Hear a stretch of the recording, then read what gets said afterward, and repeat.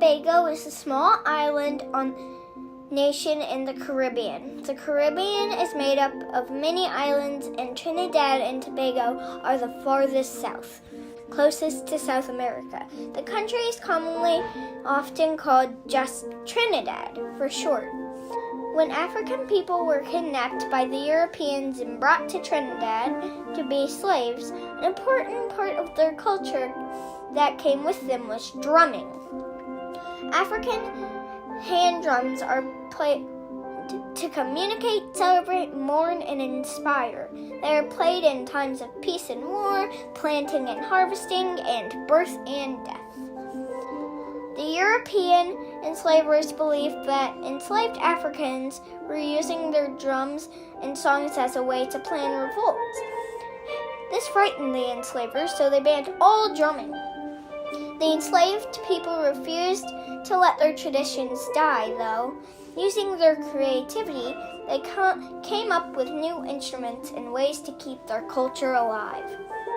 After drums were outlawed, one of the first instruments enslaved people created was called tambour bamboo. Tambour bamboo are long, hollow sticks of bamboo that is cut to different lengths. You play them by hitting the bamboo with another stick and hitting it on the ground to produce different sounds. Tambour bamboo instruments were very fragile and broke easily, so performers began looking for alternatives. They found that using a bottle tapped by a spoon made an interesting sound that could be used to accompany the tambour bamboo bands or even performed on its own. Street bands looking for more sturdy instruments began experimenting with using steel objects to make music. These objects including things like tin pans, trash cans, cookie sheets, and more. People quickly realized that when you hit a metal object, raised parts of the metal make a different sound than flat parts.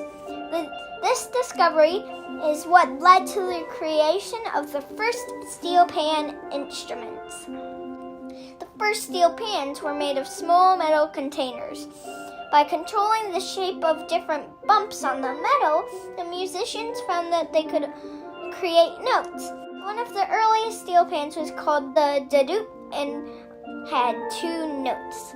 Later on, it expanded to 4 notes and was called the ping pong. Steel pan pioneers wanted to be able to play the music that they heard on the radio.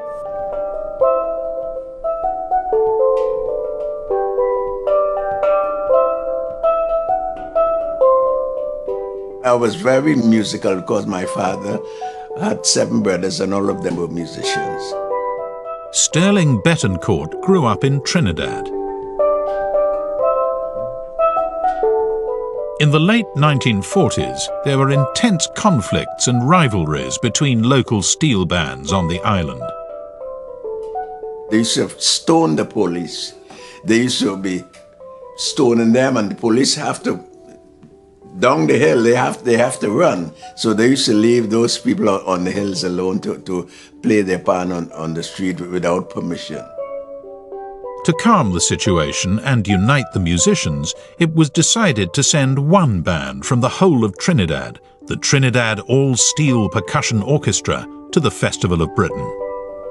We knew nothing about the Festival of Britain, and it's only that, you know, they say, well, we're going to the Festival of Britain, and we say, okay, this is at the festival hall, and you see the people there, they're standing around. This is Nathaniel Griffith, the bandmaster.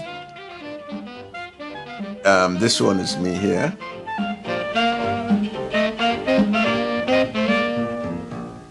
Well, that day it was very funny because we purposely did not paint the drums. They leave it all rusty and we're looking like dustbin, you know.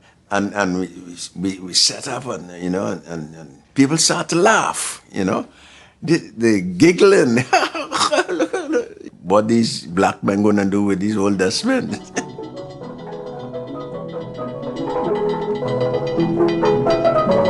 when we start up, everybody was shocked. They were looking to see where the music coming from and saying, wow, this is black magic.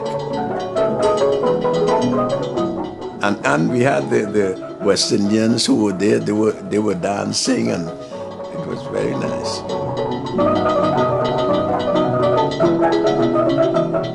And when we finished playing, they want to know where the music coming from. Have they got a recording below there or something like that? And it was fantastic.